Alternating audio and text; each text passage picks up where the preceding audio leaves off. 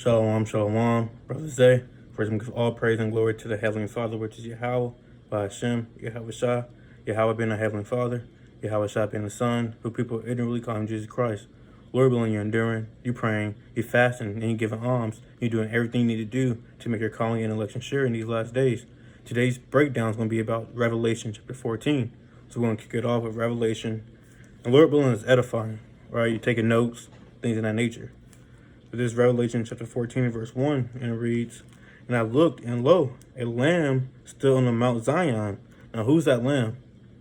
That lamb is Yahushua, right? He's that lamb, right? And he stood on Mount Zion, and with him 144,000, having his father's name written in their foreheads. So is it actual Yahweh written in the name in the 144K forehead? But before I get into that, who are the 144K? The 144K are men, not women, but men, 12,000 men from each tribe that was elected from before the foundation of the earth to get the kingdom of heaven.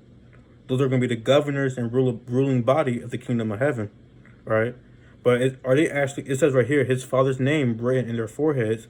Is Yahweh's name going to be written in their foreheads? Actually, no. It just means they're coming in the same image as Yahweh, the same works, the same mindset. Right, let me get this real quick. Let's get a precept to validate that. Right, precept upon precept. So this Exodus chapter 23 and verse 20, and it reads, "Behold, I send an angel before thee to keep thee in the way and to bring thee into the place which I have prepared." Now, who's that angel? That angel is Yahushua, right? Because in the wilderness, right after the Lord delivered the Israelites from Egypt. They was in the wilderness, and there was a big so-called UFO, a chariot, guiding them through the wilderness, right? "Beware of him and obey his voice. Provoke him not, for he will not pardon your transgressions. For my name is in him." What does it mean for somebody's name to be in somebody? That means y'all coming in the same accord. Y'all walking on the same accord and everything, right?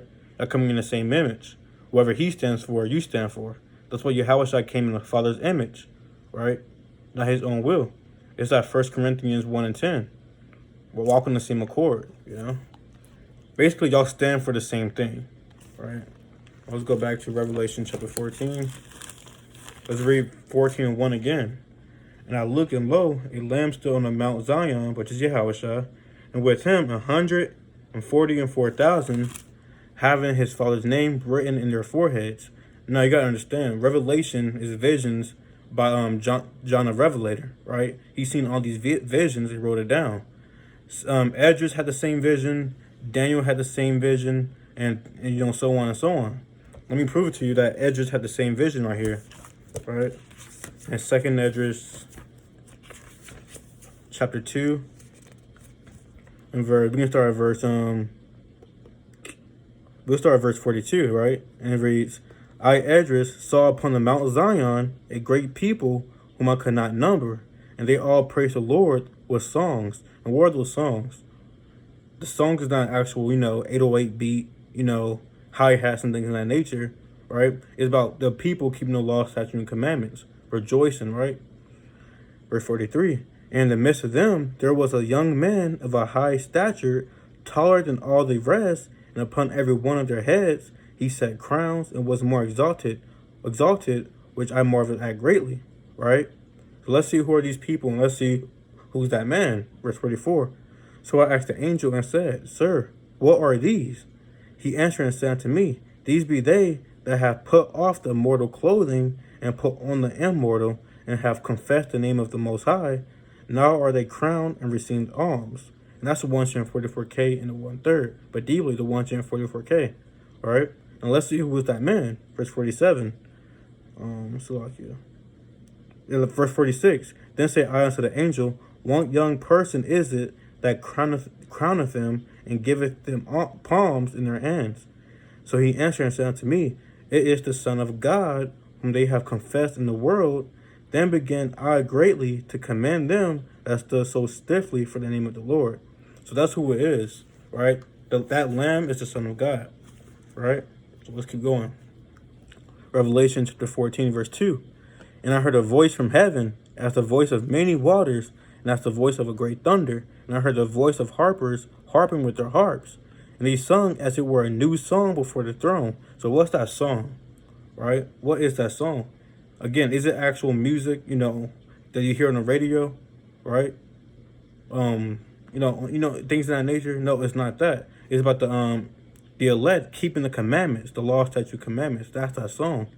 Because on the left hand side, it's because it's spiritual. On the left hand side, the wicked, they get down with this music that Babylon puts out. They kind of tapping their feet about going committing adultery, going to the club, smoking weed. They love that. They tap their foot to that. I catch people, when we read the Bible and things of that nature, they start shaking their head, tapping their feet, because they're getting down with the spiritual music, right? Let's get some precepts real quick. All right, let's get first. I'm gonna get this real quick. Ecclesiastes chapter 12 and verse 4, and it reads, "And the doors shall be shut in the streets when the sound of the grinding is low, and he shall rise up at the voice of the bird, and all the daughters of music shall be brought low." And who's the daughters of music? Esau, right? Esau's the daughters of music. They're turning up right now. This is their kingdom. They're turning up. Every Friday night, Saturday night, they out partying, things of that nature, going to clubs. And Jake too, and the wicked, right?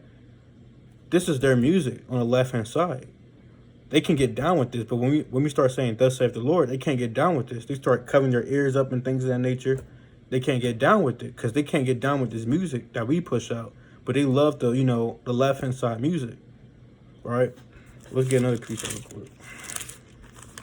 Let's get Amos chapter 6 and verse 3. And it reads, "Ye that put forward the evil day," because you got Jake 2/3 and these other nation of people, they put forward the evil day. Talking about, man, my great grandfather been talking about the second coming and nothing still happened, right? Talking about there's no so-called Jesus and things of that nature, right? And cause the seat of violence to come near, that lie upon beds of ivory and stretch themselves upon their couches. And that's exactly what these lazy, slothful Jakes be doing, man. They're all stretched out on the couch, on their bed and things of that nature with some Funyuns, talking about when's the next football game coming on, right?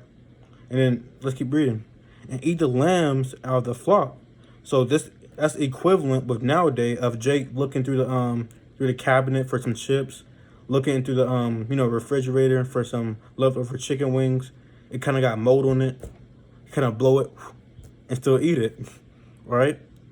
"And the calves out of the midst of the stall," right? And that's exactly what Jake be doing, though, right? But that's the point. Verse 5, "That chant to the sound of the viol and invent to themselves instruments of music like David." So they're getting down with this, music on the left-hand side.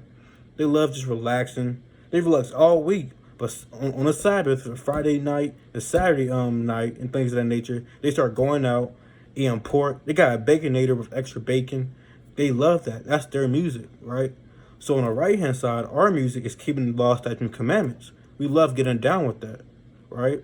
Reading things of that nature. Let's go back. So this is Revelation chapter 14, verse 3.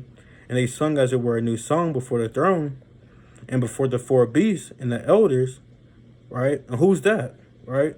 We gotta break everything down. Who's the four beasts and the elders?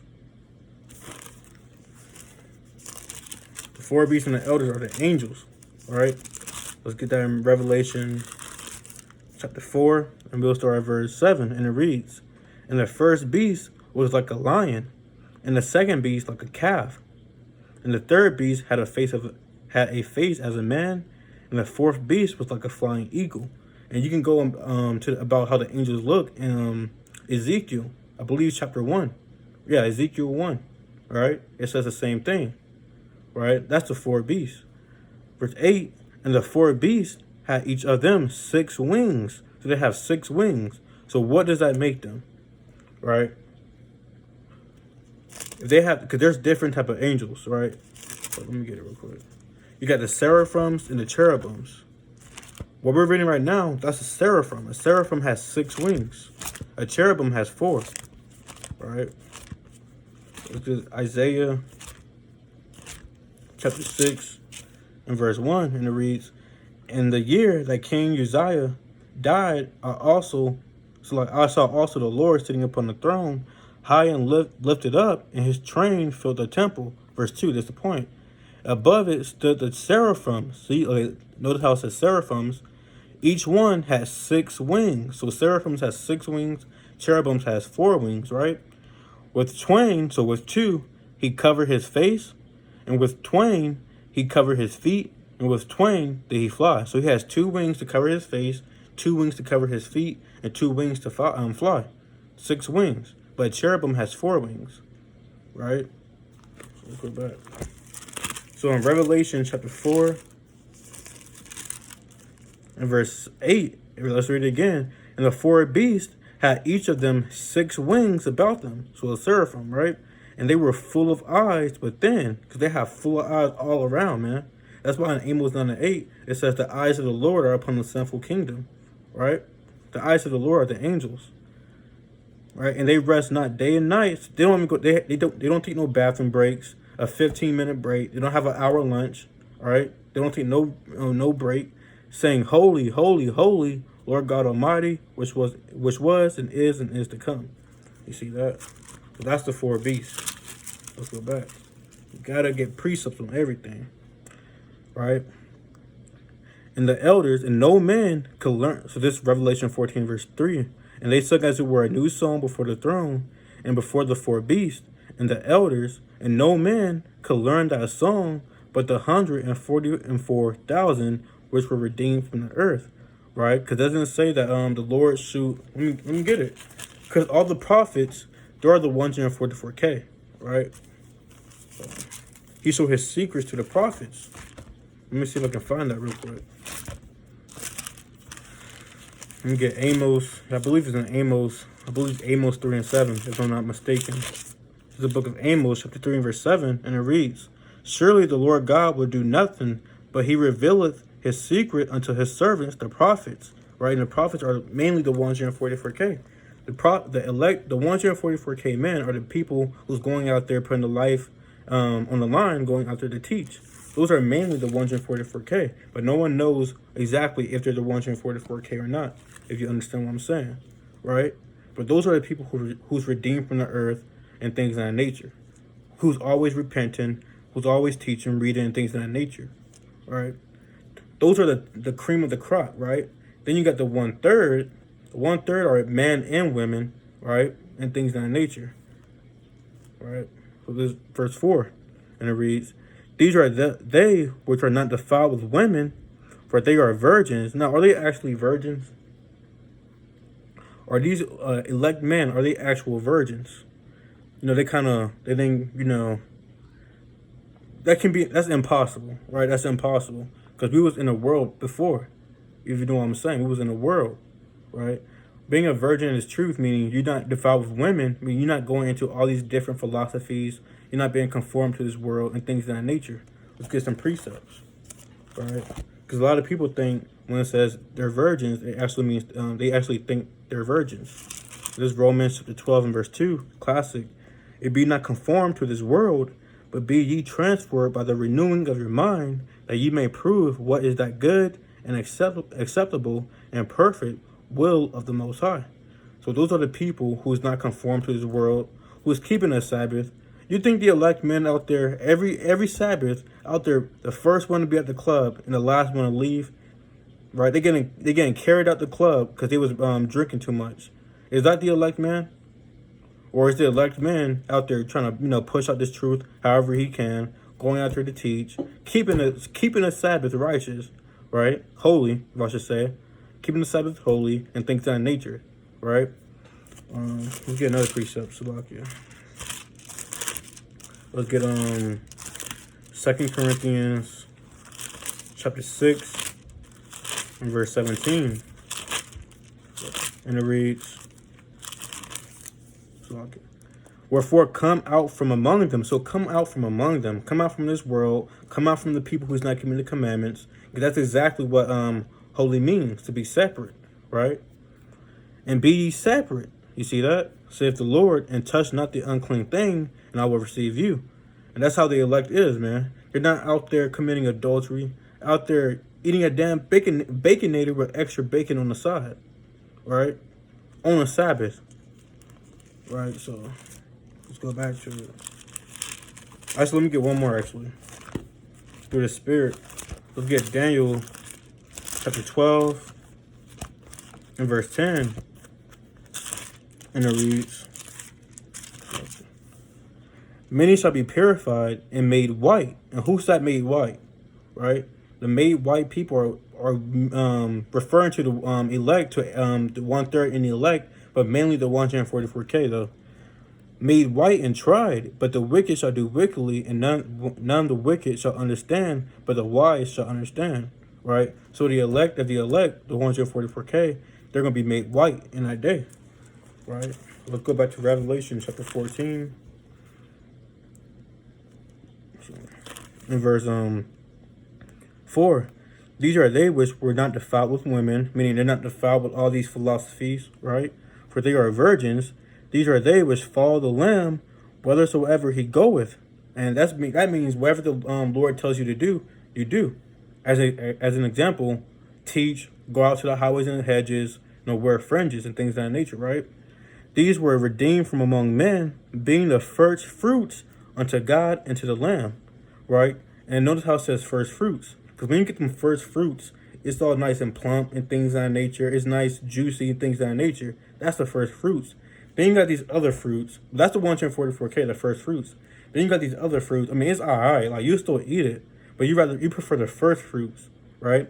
It's better and more juicy, right? Because we're referred to as grapes, Let me get some precept on that. So I can my notes. First, let me get this real quick, because it's a whole parable about this, right? We are referred to as grapes. Let me just get this real quick. This is John chapter 15 and verse 1. "I am the true vine," right? Yahushua is that true vine. That true vine is Yahushua, right? We're the grapes. We grow on that vine, So I'm the true vine, and my Father is the husbandman. So Yahushua is the true vine. Yahweh is the husbandman, and we're the branches and the grapes that grow on it, right? Verse 2. Well, I don't have to read that, but you get the point, right? Let me get Songs of Solomon real quick. Right. Slocky. So this is the book of Songs of Solomon, chapter 7 and verse 7, and it reads, "This thy stature is like to a palm tree, and thy breast to clusters of grape." So we're likened to clusters of grape, right? That's what we are. Let me get another one real quick. This is Songs of Solomon, chapter 2 and verse 13. I think this is a better one. Yeah, And it reads, "The fig tree putteth forth her green figs, and the vines," and remember, the vines is Yahushua, "with a tender grape give a good smell. Arise, my love, my fair one, and come away," right? Because again, those grapes, man, the first fruits of grapes is nice and juicy. Again, that's the 144K. Then you got the other ones that have been kind of tampered with, probably got a little hole in it, some bumps in it, some lumps, probably kind of fell off the vine. I mean, those are alright, but the first fruits are better. That's the 144K, right? Okay. Let's go back. So this is Revelation chapter 14 and verse 5. And it reads, "In their mouth was found no guile, for they are without fault before the throne of God." Now, what is that going into, right? Because you actually going to have man that's without fault when he returns, man. Because they're constantly repenting, constantly trying to make their garments white, if you have ears to hear. Fasting, praying, and things of that nature, giving alms. That's exactly what they be doing, right? Because let's get some precepts on that, man. I know brothers can pull millions, like thousands of precepts on this, right? So this is Genesis, classic, Genesis 35 and 2. And it reads, "Then Jacob said unto his household, and to all that were with him, Put away the strange gods that are among you, and be clean, and change your garments." Are they actually changing their garments? They kind of going into the bathroom, taking off what they have and putting on a new garment? No, it's spiritually, right? They putting off the false gods, repenting and worshiping Yahweh Bahashem Yahweh Shah in truth and sincerity, right? Repenting and things of that nature. Let's get another precept, right? There's millions of precepts, right? Let's get Isaiah 52 and 1. This is the book of Isaiah, chapter 52 and verse 1. Awake, awake, put on thy strength, O Zion, put on thy beautiful garments, O Jerusalem, the holy city. And the beautiful garments are the law, statutes, and commandments. It's not an actual garment, right? For henceforth there shall no more come unto thee the uncircumcised and the unclean, right? So we got, repent, put on those beautiful garments. Let's get another one real quick. Let's get a better one, all right? Because Daniel 12 and 10 can precept with that too. I already pulled that, so I'm going to pull another one. Let's get Ecclesiastes chapter 9 and verse 8, and it reads, let thy garments be always white, and let thy head like new ointment. You see that? So let your garments always be white.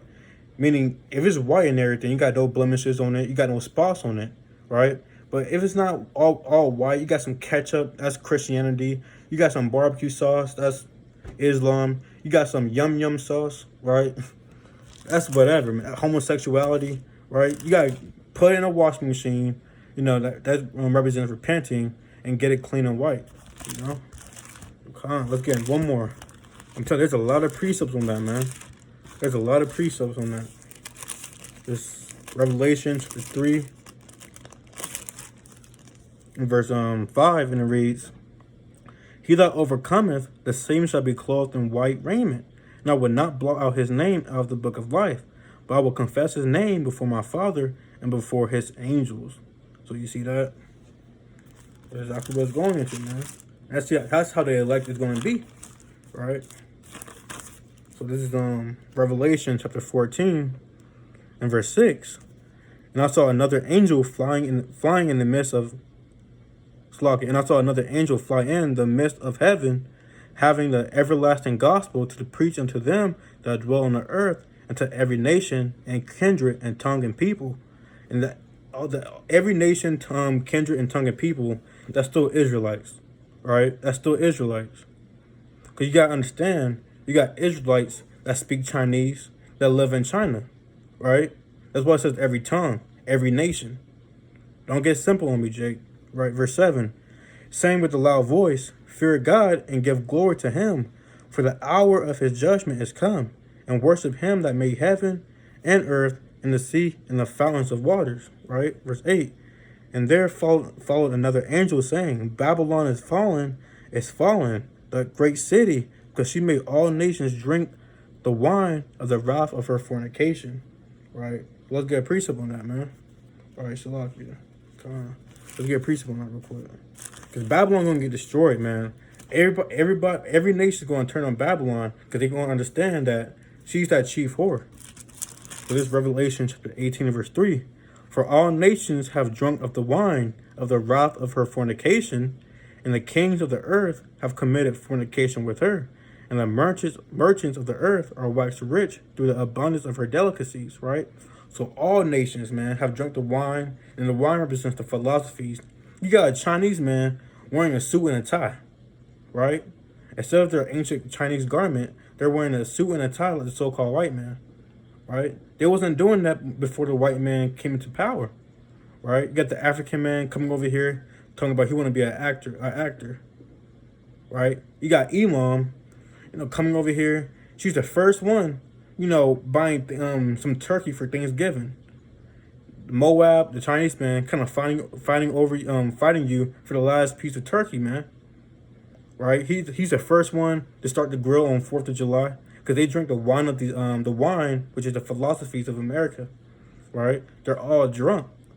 They don't have their own heritage anymore, man. Right?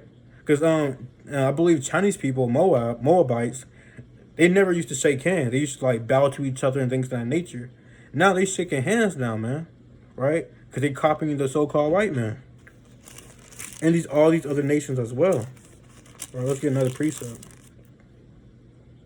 This is Revelation chapter 17, verse 5, and it reads, and upon her forehead, again it says upon her forehead, all right?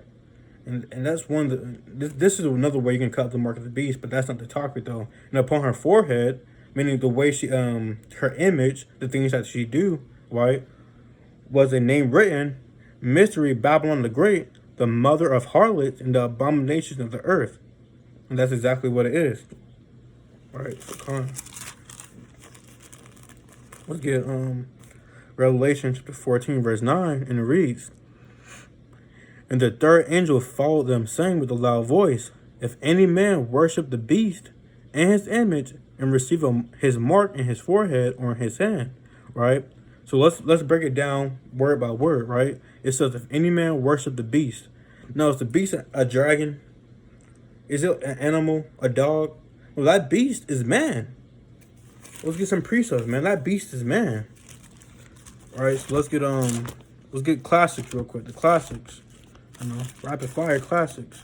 Let's get Ecclesiastes 3:18, and it reads,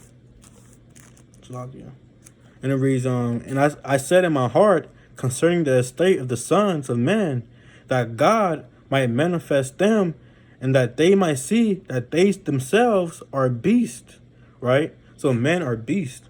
Let's get another one real quick. Men are referred to as beasts upon the earth. Yes, dogs, animals, and things of that nature are beasts, but men are beasts too. Didn't the Most High make Nebuchadnezzar live amongst the beasts, live like a beast? All right, let's get another one real quick. Let's get Daniel Classic 7:17, and it reads, These great beasts, which are four kings which shall arise out of the earth, right? So kingdoms, kings, they're referred to as beasts as well, right? Let's get another one real quick. We'll get Psalms 73:20, right? Let's look at Psalms chapter 73 and verse 20, and it reads, As a dream when one awakeneth, so, O Lord, when thou awakest, let's get another beast. I'm jumping the gun. Let's get another beast real quick. You can go back to Revelation and show that. We'll get Revelation chapter 4 and verse 7 again, and it reads, And the first beast was like a lion, and the second beast like a calf, and the third beast had a face as a man, right? So that beast has a face of a man, because men are referred to as beasts. And the fourth beast was like a flying eagle. So yes, men are referred to as beasts. And that's the beast. The mark of the beast is following the ways of Esau mainly. He's a beast, right? Following the ways of man. That's not keeping the ways of the law, statute, commandments. And let's go back to Revelation chapter 14. Because a lot of people think it's a chip. Again, we're not saying to get the chip. Because if you get the chip, you still getting the mark of the beast, but that's not the whole mark of the beast. That's just a little part, because you're still getting down with the system, right? So let's get Revelation 14:9 again. And the third angel followed them, saying with a loud voice, If any man worship the beast and his image. Now, what's the image? His image is what he stands for. Because doesn't it say Revelation chapter 17 verse 5?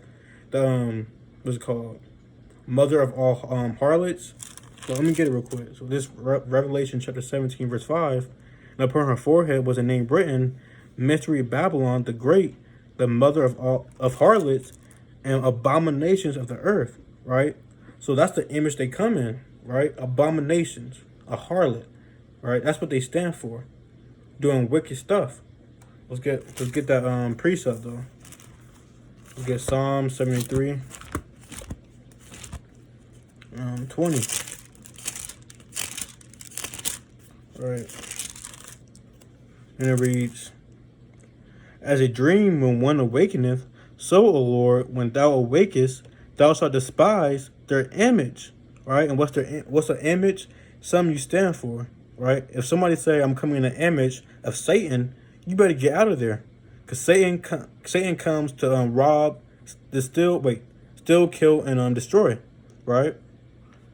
Paraphrasing, I forgot. That's in John chapter 10, right? But that's his image. If you come in the image of the Most High, that means you come in the image of righteousness, right? That's what you stand for, right? Let's go back to it now.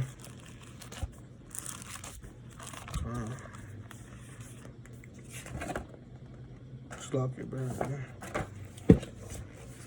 let's go back to Revelation chapter 14, verse 9. And the third angel followed them, saying with a loud voice, if any man worship the beast and his image, and receive his mark in his forehead or in his hand. Now, when you receive a mark, people think it go into the the etymology of the word, and they try to say it's a chip and things of that nature, but it also says a stamp and things of that nature. But if that's the case, it says mark in his forehead or in his hand. How come it said again in Revelation chapter 17, verse 5, that the harlot had a name written on the forehead? There's ways you can cut this, right? But that mark, if you get that mark, let's just break it down. Let's get Deuteronomy chapter 6 and verse 6, right? Now, in the forehead is the way you think, the way you process things, right? And the right hand is your your actions and things of that nature, right? Because you got to go precept upon precept. The people who says it's a chip, they can't precept in the Bible that it's a chip. They can't precept that, but you can. There's millions of precepts you can pull to show that's being conformed to the world, right? That's the mark of the beast.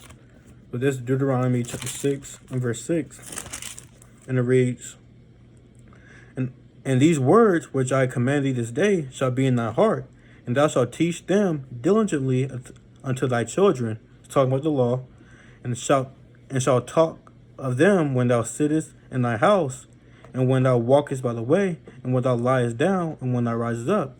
And thou shalt bind them for a sign upon thy hand. So are they going to get a rope and kind of trying to bind it on their hand and things of that nature? Is that what's going on? Right?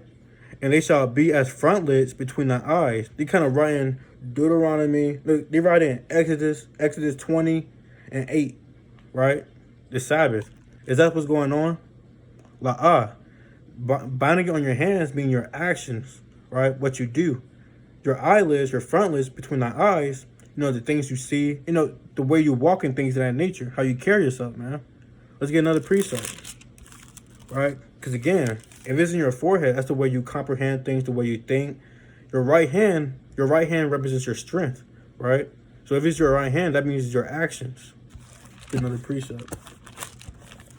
Let's get Isaiah chapter 3 and verse 11. Now, again, a lot of people might think it's the mark of the beast. We're not saying to get the mark of the beast. Salakia. A lot of people might think it's a chip. We're not saying to get the chip, right? But, if that's what you believe, that's what you believe. But you got to go precept upon precept, because the Bible don't lie. Only man does. So this is Isaiah chapter 3 and verse 11. And it reads, woe unto the wicked, it shall be ill with him, for the reward of his hands shall be given him. And what does it mean by the reward of your hands? Meaning your actions.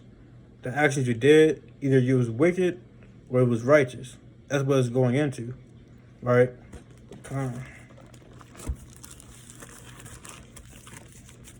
Let's go back to Revelation chapter 14, verse 10. Right? And it reads, the same shall drink of the wine of the wrath of God, which is poured out without mixture into the cup of his indignation. And he shall be tormented with fire and brimstone in the presence of the holy angels, in the presence of the Lamb. Right? So that's what it's going into. Salakia. Verse 11, Salakia. And the smoke of their torment ascendeth up forever and ever. Now, is the smoke, the fire, going to be there eternal? It's going to be going up forever and ever. While we in the kingdom and things of that nature, the smoke's still going to be going up after 2,000 years. The Lord just adding salt to it, right? That's just the Lord adding salt. Because look, let's get if that's the case, if Babylon the Great going to get destroyed like that, let's get this real quick. Let's get Isaiah chapter 13 and verse 19, and it reads, and Babylon, the glory of kingdoms, the beauty of the Chaldees, excellency shall be as when God overthrew Sodom and Gomorrah, right? Because in 2 Peter it said that Sodom and Gomorrah was I want to get it real quick, but basically it says that the fire goes up was eternal and things of that nature. But if you go over there right now, it's just dust and ashes. You don't see no smoke or fire, because that's the Lord adding salt to it. It's not gonna be forever. It's just the Lord adding salt to it. Let's get it real quick. I might be mistaken. It might be Jude. Let me get Jude first. Let's get Jude verse 7 because there's only one chapter. Come in. Yeah. Hold on. Let me get done with this. Let me get done with this video real quick. Okay. So this Jude chapter 1 and verse 7. Even as Sodom and Gomorrah and the cities about them in like manner, giving themselves over to fornication and going after strange flesh, are set forth as for an example, suffering the vengeance of eternal fire. Now we know it's not fire, eternal fire, because there's fire. The fire is still not going up right now. You'll be able to see it, right? But you don't. You know, it's just the Lord adding salt to it. This book of 2 Peter,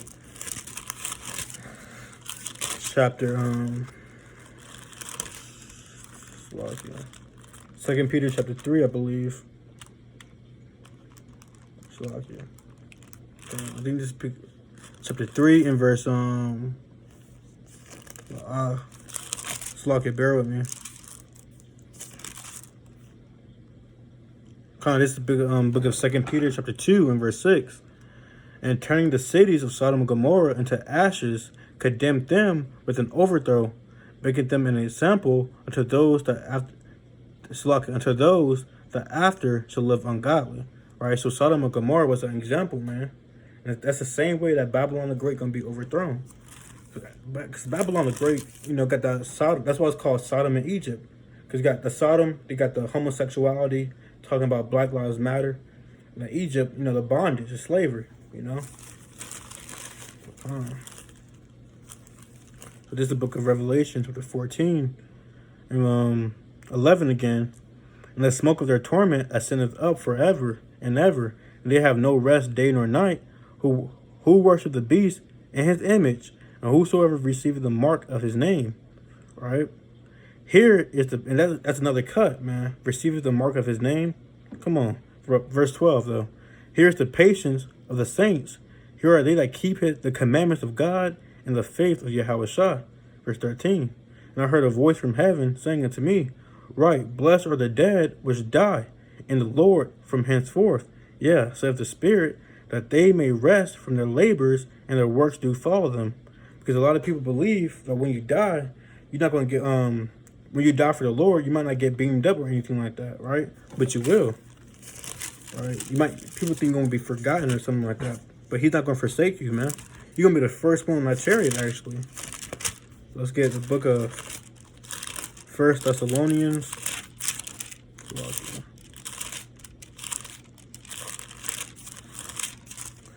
1 Thessalonians chapter 4, and we'll start at verse 14, and it reads, For if we believe that Yahushua died and rose again, even so them also which sleep in Yahushua will God bring with him. For this we say unto you by the word of the Lord, that we which are alive and remain unto the coming of the Lord shall not prevent them which are asleep. And to asleep means to die in his truth, to fall asleep in his truth, right? Verse 16, For the Lord himself shall descend from heaven with a shout, with the voice of the archangel, and with the trump of the Most High, and the dead in Hamashiach shall rise first. Right? So the people who died in the Lord, died in the name of the Lord, they're going to rise first from the grave, right? Then we which are alive and remain shall be caught up together with them in the clouds to meet the Lord in the air, and so shall we ever be with him. Right? So we're gonna get beamed back up. Let's get another one real quick. Actually, Don would be good. So this is Revelation 14, verse 14, and it reads, And I looked, and behold, a white cloud. And our white cloud is a chariot, right? And upon the cloud, one sat like unto the Son of Man, having on his head a golden crown, and in his hand a sharp sickle. Yahushua in a chariot, right? Verse 15. And another angel came out of the temple, crying with a loud voice to him that sat on the cloud, Thrust in thy sickle and reap, right?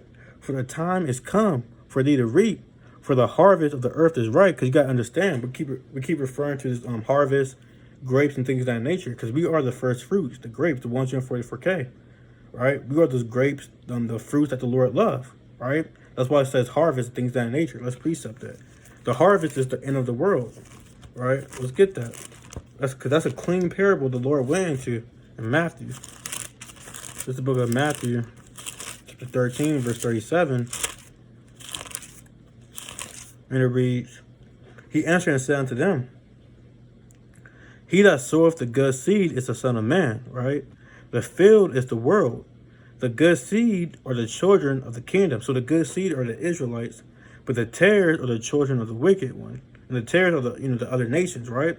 Verse 39. The enemy that sowed them is the devil. The harvest is the end of the world, and the reapers are the angels. As therefore the tares are gathered and burned in a fire, so shall it be in the end of this world. You see that? And that's exactly what it's going into, right? That's exactly what it's going to, the end of the world, the harvest. Let me get another precept, actually. It's John chapter 15, verse 2, and it reads, Every branch in me that beareth not fruit, he taketh away. And every branch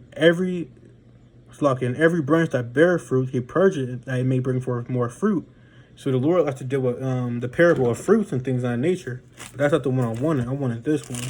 Let's get it. I believe it's Luke 3 and 9. And it reads, And now also the axe is laid unto the root of the trees.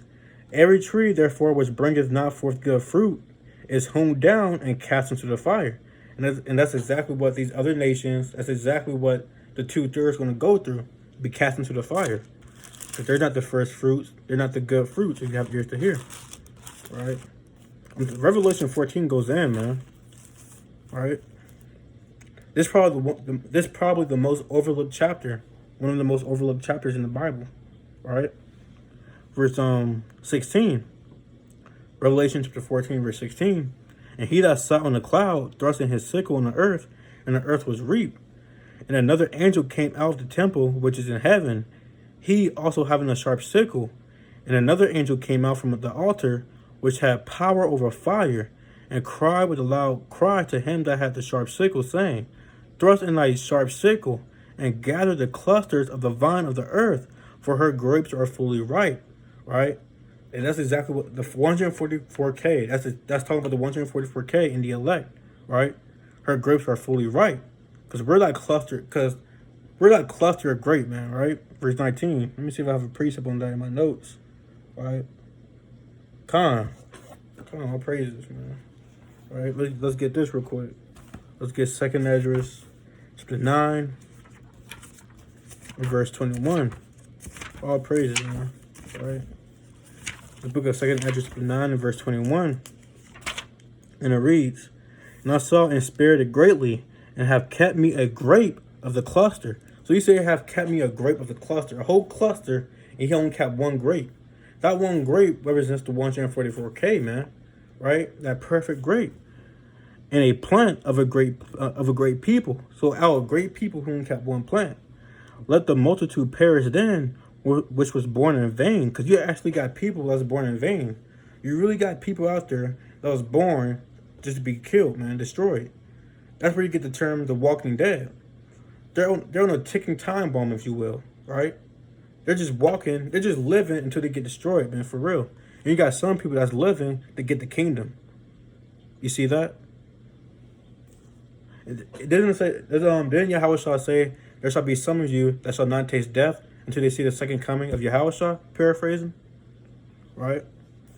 And let the multitude perish then, which was born in vain, and let my grapes be kept in my plant, for with great labor have I made him perfect. Because you got to understand, Yahushua, he's that vine, and Yahweh, he's that husbandman. With great labor, man, he made that plant perfect. That's what John 15 and 2 comes into play, right? He made that, he purged it, he made it get more fruits if you have ears to hear, right? I love that precept, man. I'm so happy I looked for that precept. So this is Revelation chapter 14 and verse 19, and it reads, And the angel thrust in his sickle into the earth, and gathered the vines of the earth, and cast it into the great winepress of the wrath of God. Because you're gonna have the angels. Let's not talk about it, let's be about it, man. Alright, let's not talk about it, let's be about it, like the brother Narquan says. This is Matthew chapter 25 and verse 32. Before him shall be gathered all nations, and he shall separate them one from another, as a shepherd divideth his sheep from the goats, and he shall set the sheep on his right hand, but the goats on his left. Right? And that's exactly what the angels are going to be doing. You're going to be separating everybody. And there's manifold to this, man. Separating the Israelites from the heathen, separating the righteous from the wicked, and things of that nature, right? So let's go back. Let's finish this chapter, man. It's Revelation 14 and verse 20. And the winepress was trodden without the city, and blood came out of the winepress, even unto the whore's brittles, by the space of 1,600 furlongs. So with that, Lord willing, was edifying. That was Revelation chapter 14 breakdown. Lord willing, you took notes. I'm gonna give a Yahweh. I'm gonna give a call law Yahweh Bahashim Yahweh Shah. Barakatah Yahweh. Barakatah Yahweh Shah. Shalom.